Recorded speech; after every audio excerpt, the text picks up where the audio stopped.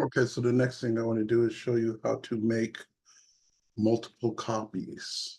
And so I'm going to grab my rectangle tool. I'm going to click and drag out, and I'm going to make this 4 feet. So I'm going to type 4 apostrophe, comma, 4 apostrophe, enter. So I made a rectangle that's 4 by 4 feet. And I'm going to grab my push pull tool and click and drag it up. And I'll make the height 4 feet as well, 4 apostrophe, enter. So I've got a box that's 4 feet by 4 feet. Now I'm going to select this, trap select the shape. Remember that I can select the faces or the edges.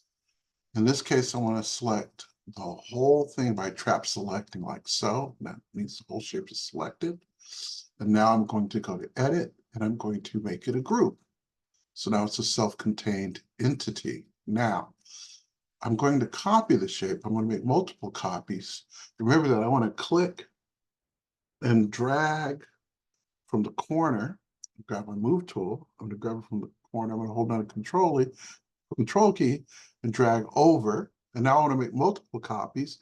So if I want to make a number of copies that span the distance that I've set between the two objects, I type in the number of objects. Let's say I want 5 more of these objects, and I type X and hit enter, and it's given me 5 additional shapes, and they're all spaced exactly the same as the distance that I made between the original 2 objects. So I'm going to delete those, and I'm going to grab the move tool, grab it from the corner, hold down the control key, click, drag out a distance like so.